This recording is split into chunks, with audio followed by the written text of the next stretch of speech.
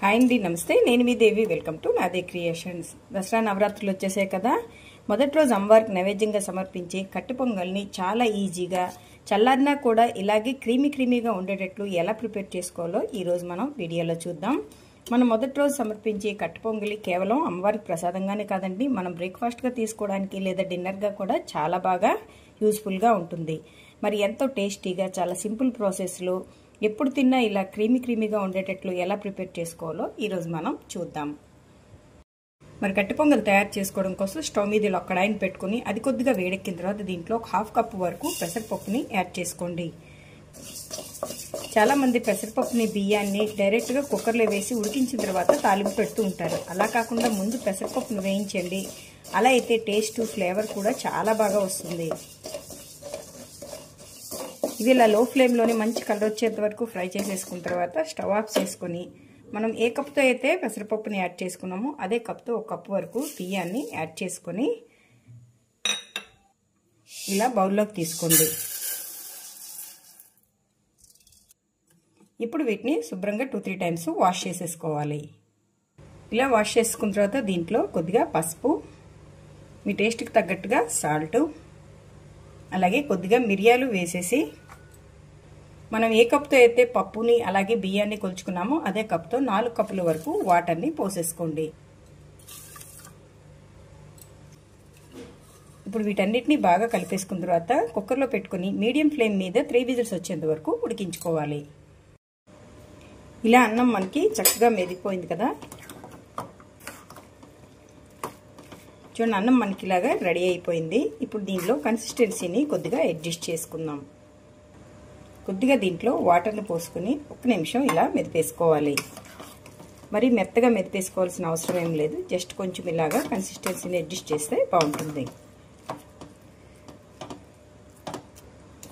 ఇలా మనకు రెడీ అయిపోయింది కదా, ఇలా ఉంటే సరిపోతుంది. ఇప్పుడు దీనికి మనం తాలింపు పెట్టుకుందాం. ఇలా కడాయి పెట్టుకొని దీనిలో 1 టేబుల్ స్పూన్ వరకు నెయ్యిని యాడ్ చేసుకోండి.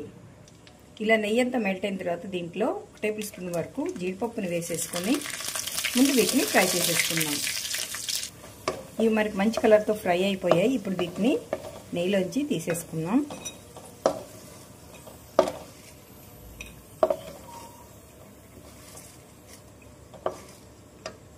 ఇలా తీసేసుకున్న తర్వాత వీటిని పక్కన పెట్టేసుకోండి. ఇప్పుడు ఇదే కడాయిలో కొద్దిగా మినపప్పు, జీలకర్ర, ఆవాలు, 2 ఎండుమిర్చి వేసేసి 1 నిమిషం ఫ్రై చేసేయండి. ఇప్పుడు ఈ మిశ్రమంలో ఫ్లేవర్ కోసం ఇంగువ, అలాగే రెడీగా పెట్టుకున్న పచ్చిమిర్చి, కరివేపాకు, అలాగే తురుముకున్న అల్లం వేసేసి 1 నిమిషం వీటన్నిటిని ఫ్రై చేసేయండి.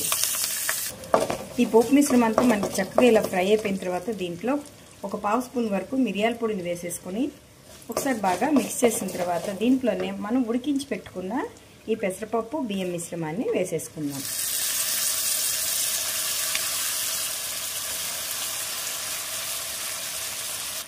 ఇప్పుడు వీటన్నిటిని మిక్స్ చేసేసుకోవాలి.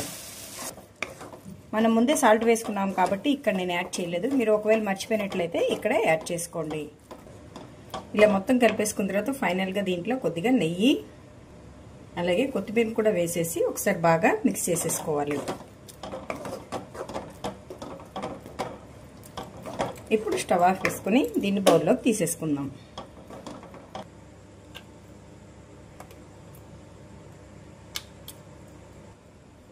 ఇలా బౌల్లో తీసుకొని మనం ఫ్రై చేసి పెట్టుకున్న జీడిపప్పు అలాగే కొత్తిమీరతో గార్నిష్ చేసేసుకుంటే అమ్మవారికి నైవేద్యంగా సమర్పించడానికి కట్టె పొంగల్ అయితే రెడీ అయిపోతుందండి.